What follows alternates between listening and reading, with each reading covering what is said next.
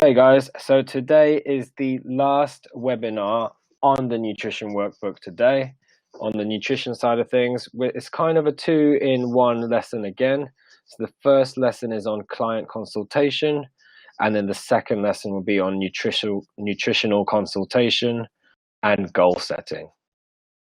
So for our first lesson on client consultation, we are going to be covering 4 session aims. So by the end of the client consultation lesson, we're going to be able to explain the importance of informed consent, including the legal and ethical implications of collecting nutritional information. The second session aim is to describe the information that needs to be collected from your client to offer nutritional advice. Third session aim, describe different formats for recording nutritional information. So we kind of covered that already in the SMART goals lesson, the nutritional SMART goals lesson. And finally, interpret different methods that can be used to measure body composition and health risks in relation to weight. So what we cover today in the first lesson and the second lesson is going to help you answer the questions towards the end of your nutrition workbook, so your last few pages in that workbook. So let's get started. So informed consent, let's talk about informed consent now. It's important to obtain clients' informed consent before collecting nutritional information. So what is informed consent? We need to inform the client about what information you wish to collect. So we want to collect about information around their nutrition, what they're eating, but it's not just going to be food intake. We might need to find out about their mood, their sleeping habits, their lifestyle. So if they have kids, what's going on in the family home, what job they work, and if they are feeling ill, up or down, we might need to find out information about that. And that's just to give you some examples. So how it will be used, we need to know as much about the client as possible so we can then guide them. We're going to be there to guide them, to help them get to where they want to be. So by knowing more, we can be detectives with the client, give them good lifestyle habits, good nutritional habits, so they don't have to change everything completely, but we can work with them to help them achieve their nutritional and exercise and lifestyle goals. So we need to explain the benefits and the risks of collecting nutritional information to the client. Now, there's going to be a whole heap of benefits if we find out about the client's nutritional information, what they're eating currently, how they're living their lives, and then if they wanted to change their diet for the better, become healthier, that's what we're here for. We're the professionals that are able to guide them and help them achieve their goals. If they want to become healthier and start eating more fruit and veg, we can guide them to help them that. With that, there's going to come a lot of health benefits. You're going to be feeling more energetic. You're not going to be getting ill as much. You're going to be fending off chronic illnesses and diseases. There's heaps of benefits. The risks of collecting nutritional information, I wouldn't say there's, risks, but obviously we do need to find out a lot about the client's lifestyle. So we do need to get that across to the client, that to be able to guide you as best as possible, might need to get quite a lot of information from you. So we need to explain all of this to the client, And then once we explain to the client that, there are benefits, but I do have to ask a lot of questions potentially to get your nutrition and lifestyle information. Is this okay? So we're going to be allowing the client to make an informed decision. This is exactly the same as when you do exercise with a client. You will explain all the benefits of personal training and exercise, reduce body fat, fend off any cardiovascular disease.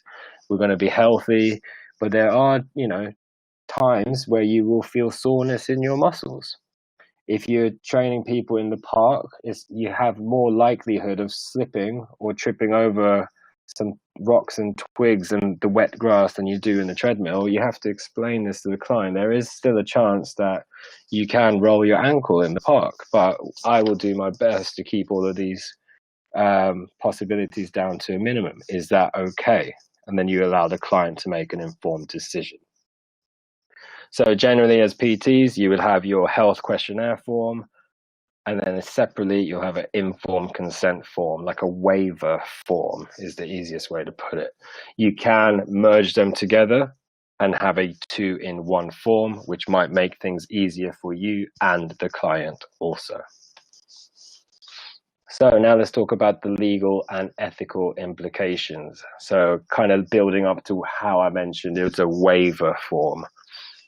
So when collecting and storing personal information from your clients, you need to consider ethical practice.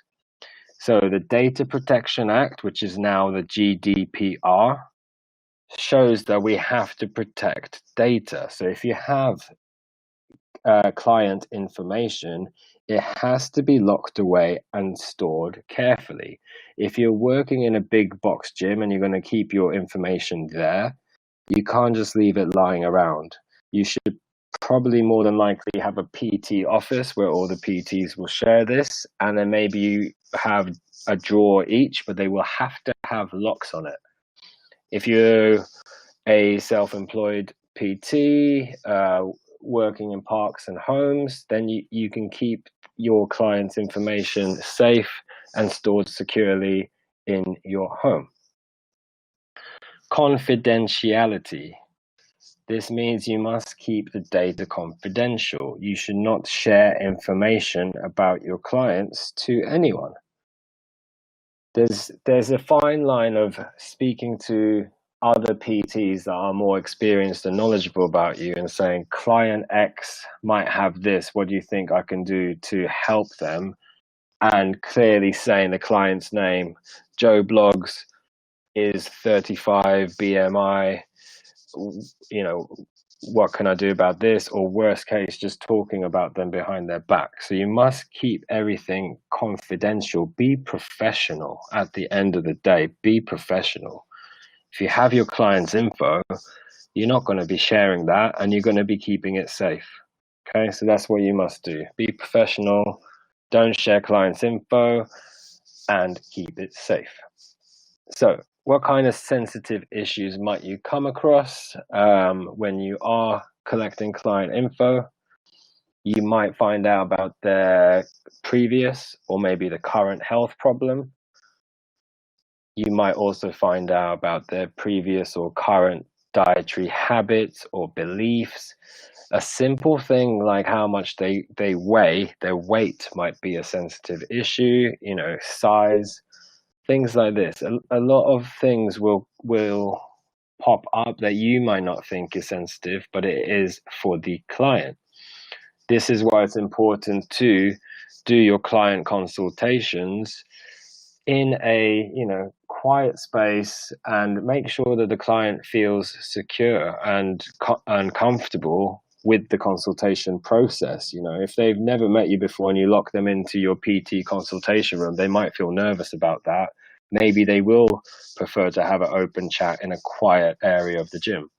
If there is no quiet area of the gym and it's just a very busy gym, then I'm sure using the small PT office and having a consultation in a closed office is more than likely going to be the best bet in that scenario.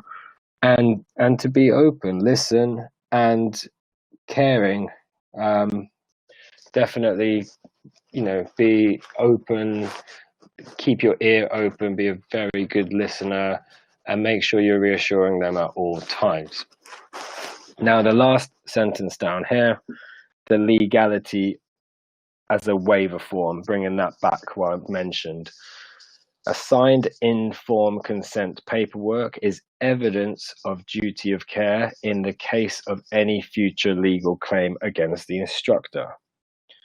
So if a client slipped, broke their bone, twisted their ankle, then they were trying to blame it on you as a trainer. They said, "Oh, the trainer injured me. This trainer made me do sprints up the hill in a park, and I've slipped over, and I've now injured my leg. I can't go to work." Then if you had that informed consent form, which you should have filled out, you've explained the risk, benefits, and risks. You explain to this client, we're going to help you get fitter, we're going to help you become healthier, drop body fat, but there are risks involved against it. You might get injuries, but I will mitigate all of the chances of that. Is that okay? And they sign it. If this client does try to end up suing you, then you can use that informed consent form in the court of law to protect yourself. So guys, it is very important before you start PTing, not just to check for health with your PAR-Q form, but to also get a signed informed consent form. So before I move on, guys, any questions so far? Cool. Nice one, guys. Let's move on. So what kind of information should be collected to offer nutritional advice? So I gave a handful of ideas earlier, but you need to get your usual info as well, just your usual biometrics. So age, gender, weight, height, that's going to help us, work out BMI for one. Occupation, what do they do for a living? Lifestyle, so how are they living their lives? You must be thinking about family here. Are they single, married with children? Are they looking after parents? Things like this. What is their current health status? Cholesterol levels, blood pressure, BMI, body fat percentage, waist circumferences, things like that. What are they currently eating on a daily basis? Current dietary intake. So if you did a 1 week food diary with them, you're going to get a nice gist of what they're eating. If that's too much for the client, they're so busy, even a 2-day or a 3-day food diary is going to give you something to go off of rather than nothing or just a conversation. What do you like eating? What do you dislike eating? Because that's an important one, isn't it? Can't start telling clients eat more veg, eat more broccoli, and eat more spinach if they absolutely hated it. You're going to have to meet them in the middle or meet them more towards their end to begin with. What is your current exercise activity levels? What are you doing currently? Or what was your exercise history? If you used to play a lot of sports but not now, you might be able to get back into the swing of things easier through that muscle memory, rather than starting an exercise program for the first time in adult life. Exercise activity likes and dislikes. Again, a lot of people tend to not like cardio as much, but it is obviously likes and dislikes. So we don't want to be giving and programming a client that hates running nothing but running, or suggesting that. So make sure you find out what they like and dislike. Goals and motivation. So what goals do you have at the moment? What are your aspirations? What are your motivations? Then you'll be able to advise them nutritionally and tell them the truths of, if you just want to drop a few kilos and someone was overweight, that's easily done. If they want to look like a cover model, we need to tell them the real expectations of how much sacrifices they will have to make in order to get there. So how can we record nutritional information? So there's some different formats for recording nutritional intake. You got your traditional food diary. I'll show you an example of that on the next slide. 24-hour recall. This is, what did you eat yesterday? Breakfast, lunch, and dinner. Or what did you eat throughout the whole day yesterday? Now, if you ask someone what they ate, let's say it was Friday, and you go, what did you eat on Monday and Tuesday and Wednesday? They're not going to remember anything. But if it's Friday and you say, what did you eat yesterday, Thursday? They're more than likely can just about remember what they had breakfast, lunch, and dinner. This could be a perfect thing to do during a 5-minute warm-up on a cardiovascular machine. You're just having a bit of a catch-up while you're getting the client warming up. Questioning or interview, that can be a complete separate session. Some coaches will just do a sit-down 1-hour nutritional coaching session. Maybe it's towards the end when you're stretching out for 10 minutes, you can start talking about the nutritional habits. So it's literally what it says here, you're having a conversation, you're questioning a client, you're interviewing the client. Whether it's a short one or a long one is completely up to you and how confident you feel with giving nutritional advice. Another way to record nutritional information would be through modern phone apps such as MyFitnessPal. That seems to be one of the most popular ones. There are other apps like Chronometer and a few others as well. So I want to give you an example of a food diary. Here we are. Food diary. So it's important to put a date in everything, I think. So if you took someone's blood pressure and it was high, write a date down. Then when you next check the blood pressure reading and it goes lower, write a date down there. So when you are looking back on your records, you see that the blood pressure is dropping down. Same with the food diary. Make sure you get full name there, just in case you had 4 clients called David or Dave. You want to know which one it is. So get a full name in there, date it. Now, you get different templates of food diaries. You could get them from Google Images or anywhere on Google. But here we'll show you breakfast, lunch, dinner, snacks, and fluids on every single day. So you write down what you had for breakfast, what you had for lunch, what you had for dinner, and snacks. And there's a clock in the top left corner, so you can also write down the time you had it as well, the timings of it and what you had to eat. So this should be bigger and printed out into a full A4 size paper, so they have a lot of space to write it in. You got your snacks here, as people do snack in between breakfast, lunch, and dinner, and also fluids for water intake. Now, you guys might have noticed you got the poo emoji as well in the corner. So this food diary is a bit invasive in the sense of asking for when they've gone to the toilet as well. But gut health is important, and especially for people with IBS, for example, it's good to really keep on top of your gut health and see how different foods affect your GI tract. This is not mandatory, you don't have to be checking on your client's gut health and their bowel movements. And that's, again, come back to the informed consent, isn't it? The benefits and the risks. Like, I might be checking on your bowel movements and things like that. Is that okay? If the client there then says, no, it's not okay, then you know not to do this with your client. Okay, I won't do that for you. Can I just check in on your nutritional and lifestyle habits? Yes, that's fine. So that's why it's good to kind of be upfront with what you might be planning to do with them there and then, or keep it an ongoing conversation.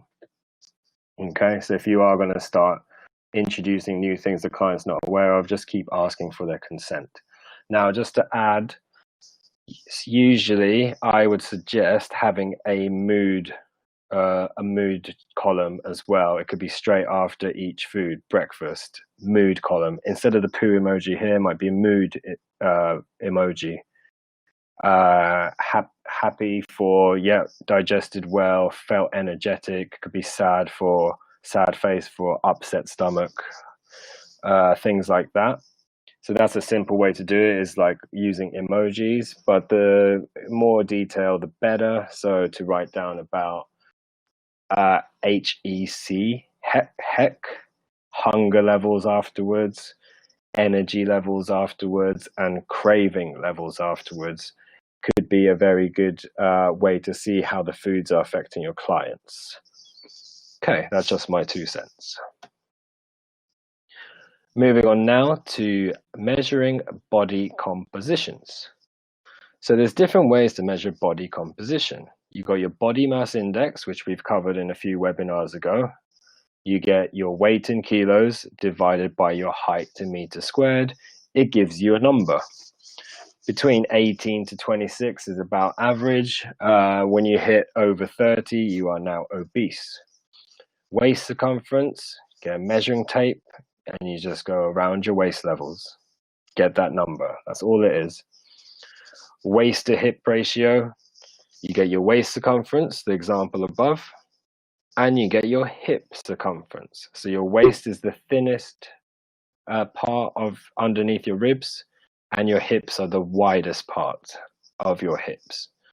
You divide them together, and then you get a number, and you can compare that to a chart to see where you fall on a chart. Skin folds are done by calipers, body fat calipers, and they will measure your body fat. Bioelectrical impedance, these scales that you see on the right here, these Omron scales, the same company that makes blood pressure monitors, that is an example of a bioelectrical impedance scale. They start from 50 pounds for maybe this model, all the way to 200 pounds for ones you could buy from Argos, and the ones you see in the gyms are gonna start costing you thousands of pounds sometimes. What it does is sends a current through the body, so that's why you take your shoes and your socks off and you step onto these 4 metal pads. Sends a current through your body. You're going to be holding the handles with your hands. These handles will retract outwards, and you hold them in front of you. The current goes through your body. It travels through your muscles nice and easily, but the current doesn't travel through your fat that well. So that's why it could distinguish and differentiate how much muscle you have, how much fat you have. So these are some different ways to measure body composition and ways to assess your clients. If you're coming up with goals for your clients, okay, this is your starting BMI. Why don't we drop your BMI from 30, which is just an obese scale, down to 28? So now you're not in the obese scale. Waist circumference, just to fit into some jeans, go from 32 inches to 30. Waist to hip ratio would be a number, and there is a chart you could find online. The higher you are with the number, you're more risk for cardiovascular disease. So if you are getting to older age or your diet could be improved, you might want to get that down to a more ideal number to avoid your coronary heart disease and your cardiovascular disease. Skin folds measure body fat, bioelectrical impedance measures body fat. So all of these methods and how it measures health risks. So I've mentioned waist to hip ratio, but the top one here, let's work our way down. Body mass index checks for if you are obese or not. Now, if you are obese, that links in with a lot of health risks. It comes with your metabolic diseases. So your type 2 diabetes, obesity and diabetes are linked. Obesity and cancers are linked. So body mass index are there to measure health risk for sure, for obesity, metabolic diseases, and cancers. So this is why the doctors do check BMI. It's a nice, simple way. Takes 2 minutes to work out where you are on the chart. Now, its reliability, or sorry, maybe the word is the validity of it, might be different when you're an athlete or you have a lot of muscle mass. But in that case, you would use some of these other methods down at the bottom. Waist circumference. Waist circumference checks for, again, your cardiovascular disease, such as your coronary heart disease, high blood pressure, stroke, things like that. The thought process behind this is the more fat you hold around your middle area, your stomach area, then you are more likely to get cardiovascular disease. So your heart attacks, your high blood pressures, and your strokes. Waist to hip ratio, exactly the same thing. If you have a thin waist and bigger hip, then you will be a lower waist to hip ratio. But if you have a lot of fat stored around your middle again, so your waist is looking like the same circumference as your hip, you more than likely would come up as a high risk category when you look on the waist to hip ratio chart. And this again is looking out and measuring the health risks of cardiovascular disease, heart attacks, strokes, high blood pressure. Skin folds, calipers measures body fat percentage. So that's what it does. It measures body fat percentage. But if you have excess body fat,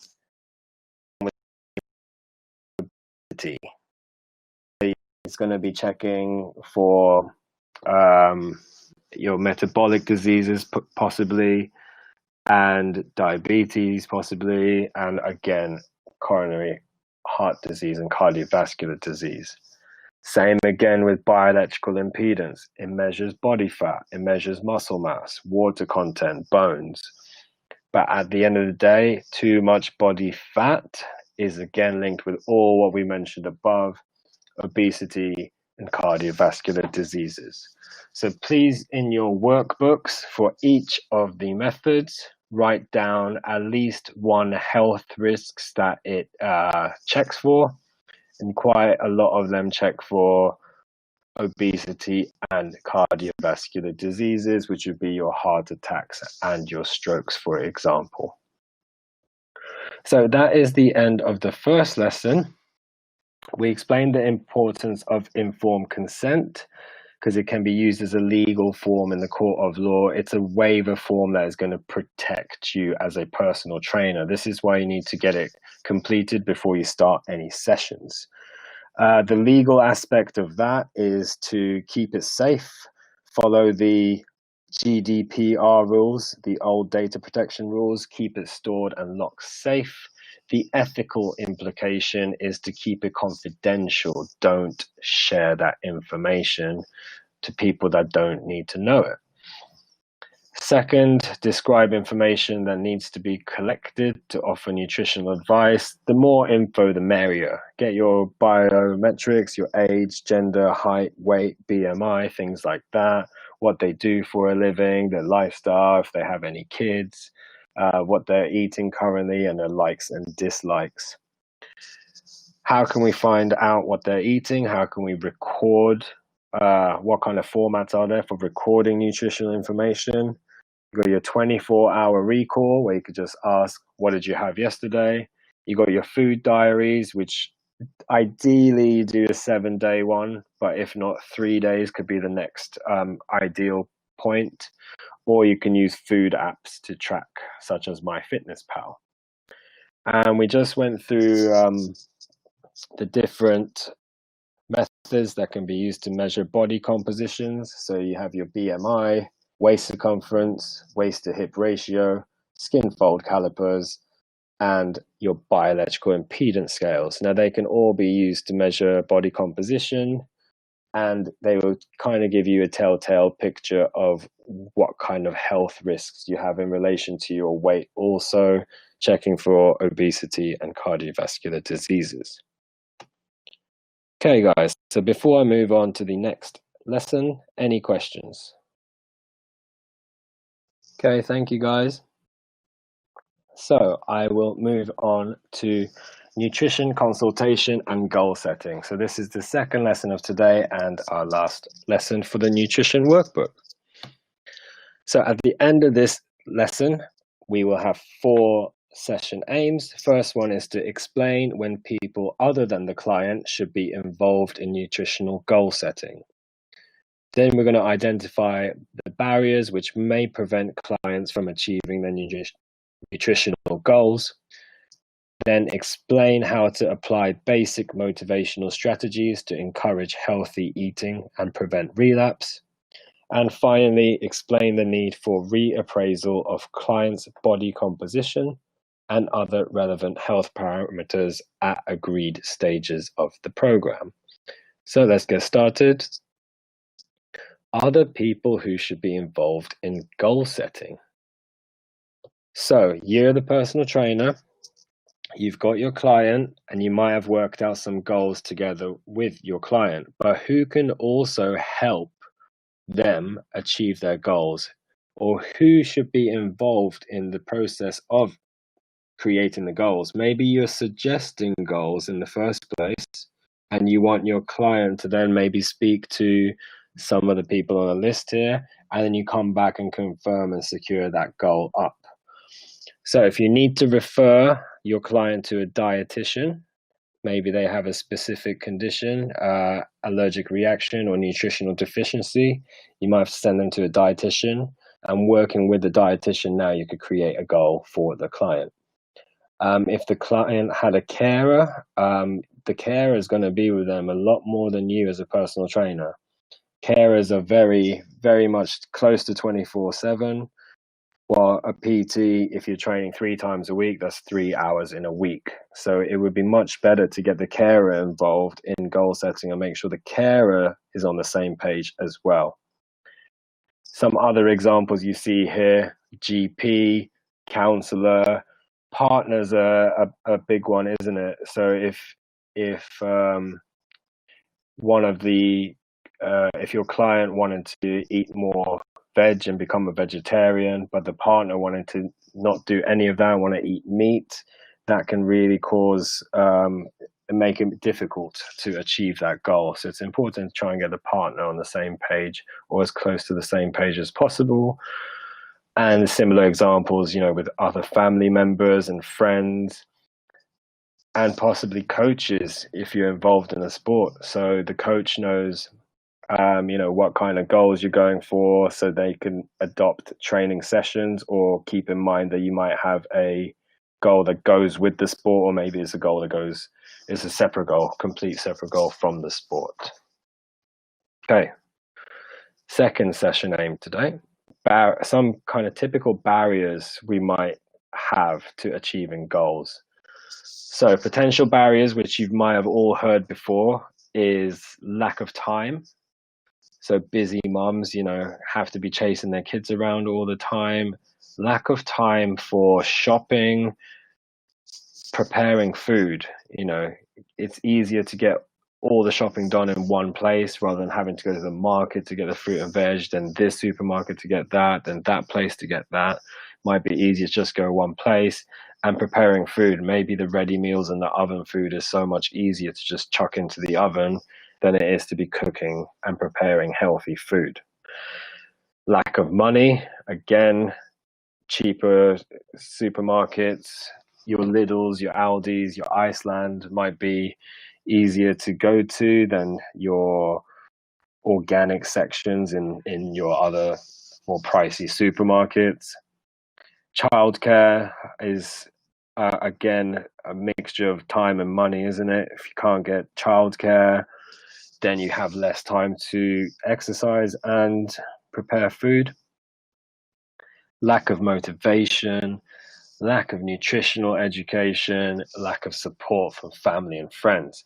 These are just some examples of some potential barriers that you might meet. There's 6 examples here. There's loads and loads of potential barriers that you can be seeing. So it's our role to try and help them overcome these barriers by giving suggestions. If it's lack of nutritional education, we as trainers can help them with that. We can give them infographics, send them research articles, even just printing off one page, keep it simple, of some nutritional info suggesting foods. If it's lack of time, we could suggest Jamie Oliver's 15-minute recipes, just quick recipes, or our own recipes are really quick and easy to do and still healthy. If it's lack of money, where can you get good quality food for cheap?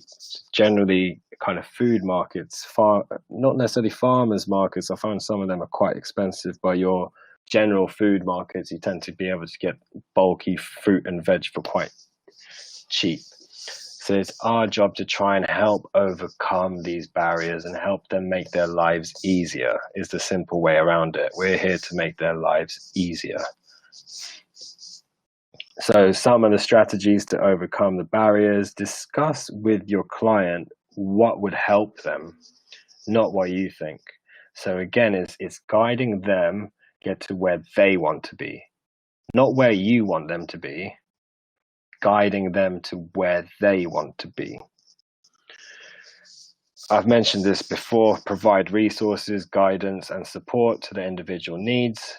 Whether you are going to have your phone open to them at all times, or you say, I check my phones every Sunday, give me a message on the weekend, and I will get back to you then for any questions you have. Printing things off of them, resources, infographics, things like that. Consider what stage of change the client is. Are they not going to change? Are they thinking about changing their nutritional habits? So are they in the pre-contemplation phase or the contemplation phase? Or are they ready? Are they in the action phase? So need to consider what stage of change the client is, where they are, so you can be advising them correctly, rather than going from 0 veg to going for 10 portions of veg a day. We might have to just start small and doing little baby steps. So some motivational strategies that can help them achieve their nutritional goals. Setting small achievable goals, SMART goals. You would have gone through the SMART process. The takeaway here is small achievable goals. Remember the sentence before: it's not where you want to get them to necessarily, you're guiding them to get to where they themselves want to get to. So start small and build up. Give them regular support and contact via any way that's going to be useful for them and you. Could be text, emails, or phone call check-ins. Praise positive feedback for any small goals achieved. So even if they didn't achieve their nutritional goal or their weight loss or exercise goal that you've worked out with them, but they started eating more fruit and veg every day, even though they didn't achieve the main goal you're going for, they have a small win there, don't they? So make sure you're praising the small wins as well as the big wins. Set some rewards, new clothes for small goals achieved, or you could give them a free session for them or their family member if they achieve their goals. Keep regular contact with friends or family who have similar goals. That's a really good one for the clients. If they all working together, then they're going to be achieving their goals. The best way is actually to put money and a wager on it. Money talks. So if you had your client and the partner, for example, put money on £100, £50 on who was to lose weight first, as long as they were both going for weight loss, then that might be a good motivator. Keep an accurate food diary. Yes, don't lie on your food diaries. It's only the benefit for both you, PT, to give advice as well as themselves. Post-it notes around the house, photos around the house to just remind you about your goals. A lot of people do use that as a good strategy. And again, the stage of change model. Where are you now? So we can make sure that we can slowly build into the right steps.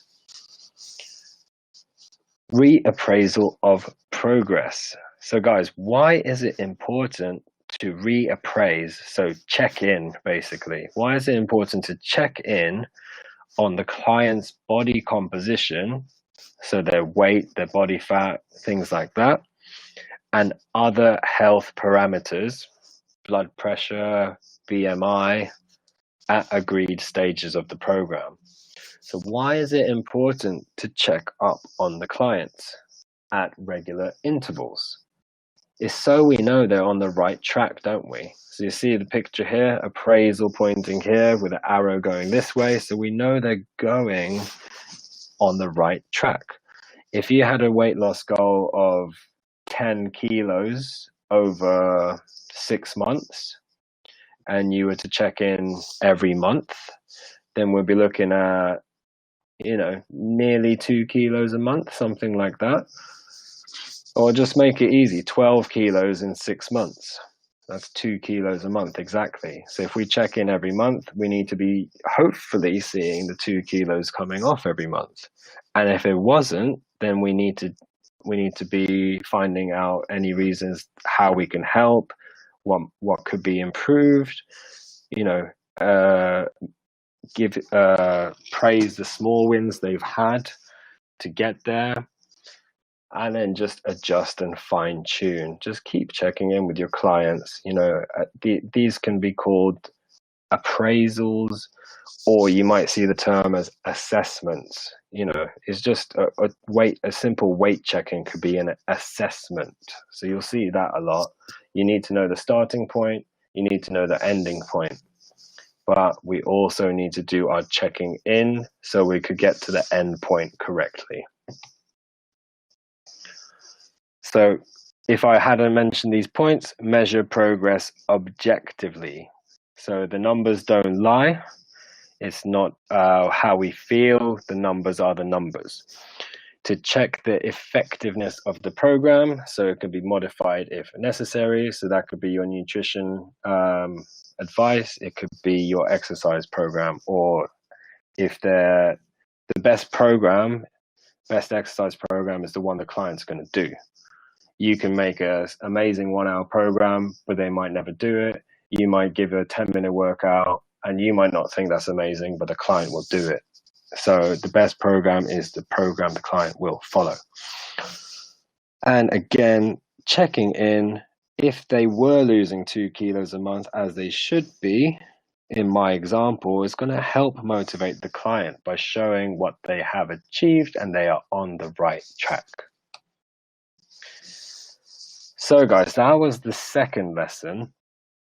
Explain when people other than the client should be involved in nutritional goal setting. So that could be your partner, dietitian, GP, other family members.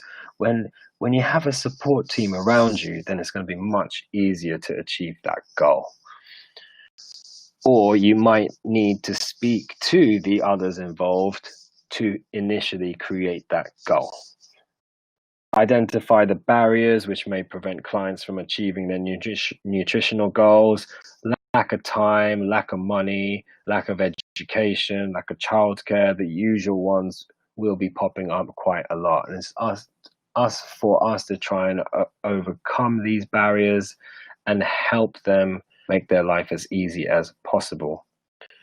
So we could give them basic motivational strategies, offer support, be there for check-ins, give them resources and infographics to follow,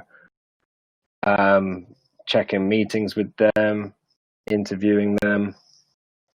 And it is important to reappraise the clients, checking in on them, making sure that they are on track to achieve their goals, because we must do this regularly to prevent relapse.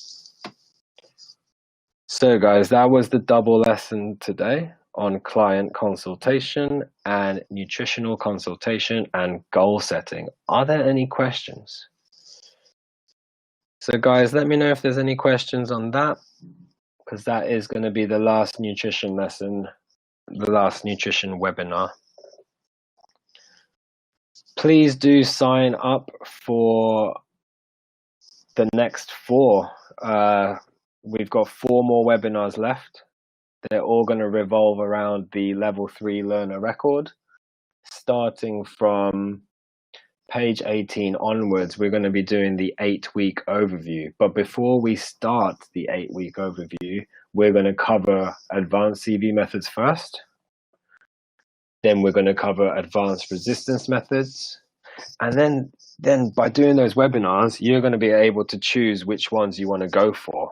Now you've chosen which ones you're going to go for. On the 3rd webinar, we'll discuss how to fill the 8-week overview in with those advanced methods you've chosen. And then the final one will be on program card and assessment. Right, I've got a question here.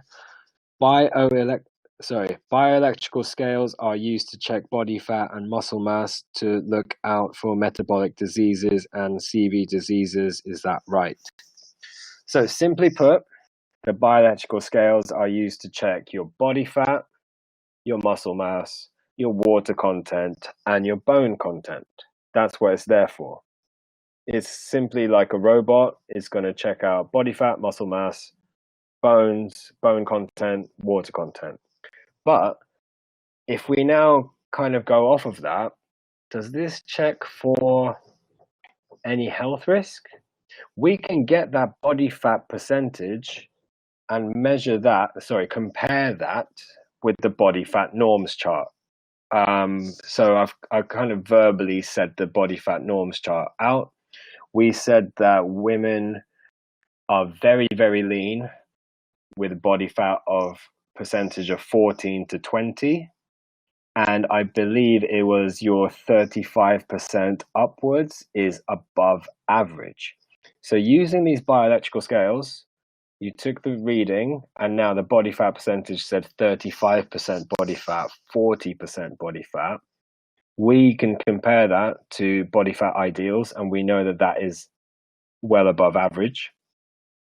Then we can then already start to think that this is going to be a red flag, or we do need to look out for metabolic diseases such as CV diseases, cardiovascular diseases, your strokes, your heart attacks. So it would be an idea to reduce your body fat, not necessarily just to look good, but by reducing your body fat, we're going to lower the chances of these diseases.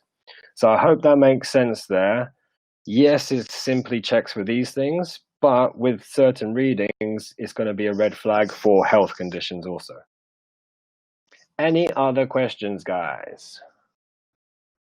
So for that workbook question, do make sure you don't just say these will measure body fat. You will need to put a health risk it checks for each tool that we use for measuring body composition.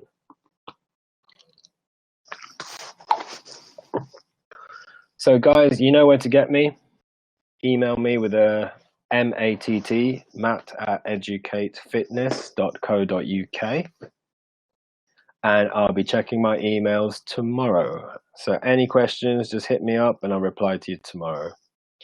Right guys, enjoy the rest of your day. Take care and I'll see you on Monday's webinar at 10 a.m. Right, bye for now.